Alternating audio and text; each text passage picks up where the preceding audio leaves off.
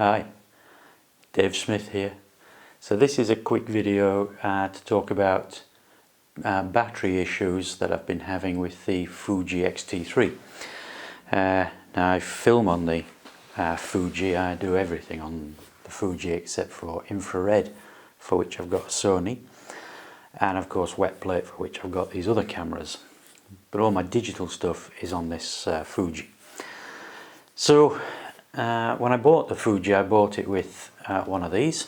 This is the battery pack. I'm not sure what the designation is of it. Let's see if it's on there. Yep, Fuji XT3 vertical grip with 2 additional batteries inside. Now, I thought that would give me 3 batteries, and that would be quite extensive battery life, and that would probably fit my shooting. Turns out not. So I was out shooting a time lapse at Auckland Castle the other morning, and I had this battery pack. I usually just leave the battery pack on the Fuji, but I had that. All the batteries were fully charged, and my time lapse didn't quite run to the end, which was pretty irritating after you've hung around for 40 minutes waiting for the thing. And when I looked a bit more closely, and I'd kind of noticed this problem previously as well, but it didn't have such an impact at the time, so I didn't do much about it. But when I looked at it more closely, the battery pack would run the left battery, so it starts with the left battery and then runs onto the right battery and then into the camera battery. But this thing wasn't doing that. When the left battery ran out, the whole thing just stopped. And that's a bit useless, quite honestly. Now that might well be because the batteries I bought were aftermarket batteries. You know, this thing is, I don't know what it is, £200 or £300. It's quite expensive. And then add another £100 for 2 Fuji batteries. That's just crazy. So I put aftermarket batteries in, and that might well be the problem, and I have no intention of dealing with that. Because I think the battery grip is useful in terms of the grip and in terms of the vertical grip as well. So it also comes with an AC adapter that I've left down there. So if you're in your studio, or if I'm here at home, I can literally plug the camera into the mains. The adapter goes in somewhere in a little socket just underneath there.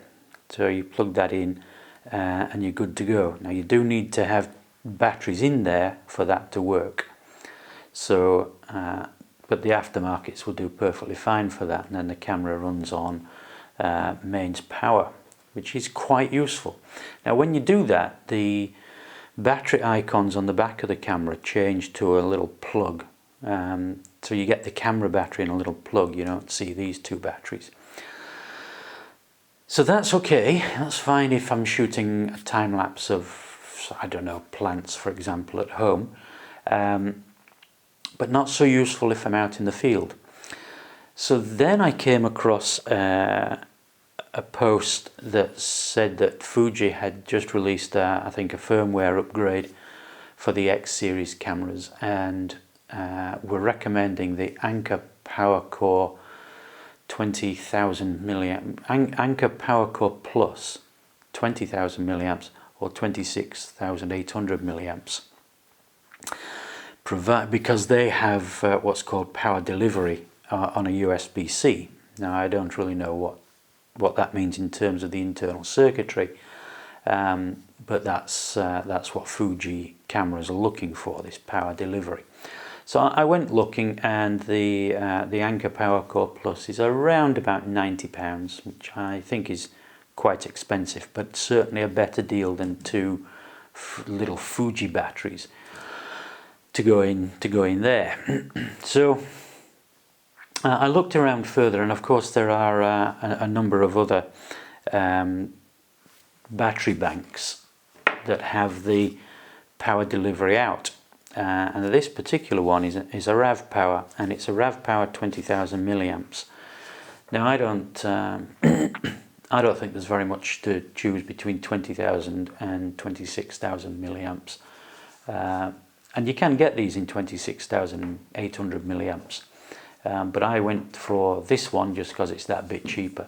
Now that was around about £50.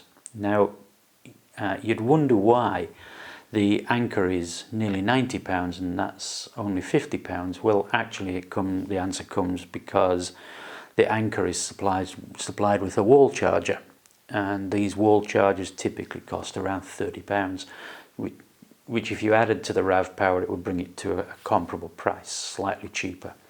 But I don't really need a wall charger. I have a whole bunch of USB chargers around that plug into the wall, so I went for the RAV power simply because it didn't come with a piece of quite expensive kit that I don't need. Now, excuse me, the story isn't even then quite so simple, because I had my battery pack on the camera. I plugged this into the USB-C port on the side of the camera, and I saw no plug icon. Now there's a bit of a glitch that means that sometimes that doesn't come on depending on what size icons you have selected. So I changed that, made no difference. Changed it back, made no difference. So that was a bit of a problem, I think, and I started to wonder whether that was to do with the fact that this was RAV power, not Anchor, but I couldn't really see that. That made no sense to me at all. I did a little delving onto Google. Google is your friend in these situations, and that really didn't get me anywhere, quite honestly, because a lot of people don't, either I'm the only person who sees these problems, or people see them and don't bother reporting them. So I tried a whole range of things, and one of the things I tried was I took the battery pack off, and as soon as I took the battery pack off, presto, plug this in, see the power icon, and that's then, in my view, is working. So it doesn't work, or it doesn't appear to work with the battery pack on, but definitely works with the battery pack off. So I then tried it with the battery pack on but no batteries. Worked a treat.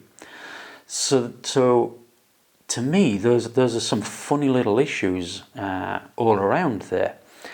So my kind of current intention is to use the battery pack with batteries if I'm shooting something like portraits, and then just switch the batteries if one runs out. I can just switch the left to the right, for example, and while that's irritating, it's no big deal. Then if I am shooting something like a time-lapse where I need a lot of power, I'm going to take the batteries out of here, plug this battery bank in, and shoot it in that way. If I'm shooting a time-lapse at home, I'll put the batteries in the battery pack and plug it in.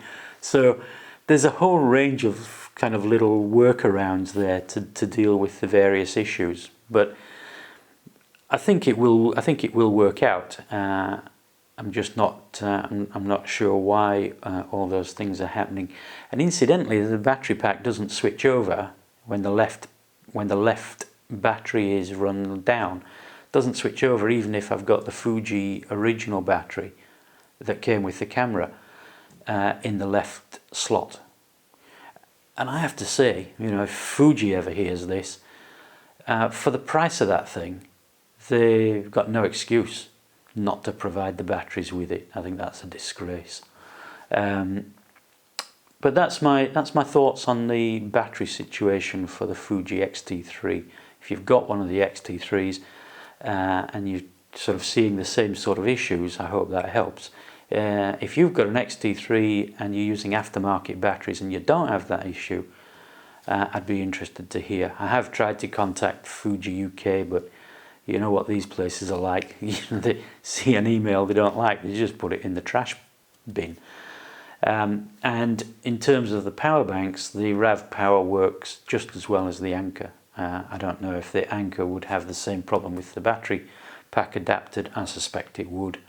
And maybe there's just a firmware upgrade that Fuji need to do to make the power bank work with the battery pack attached.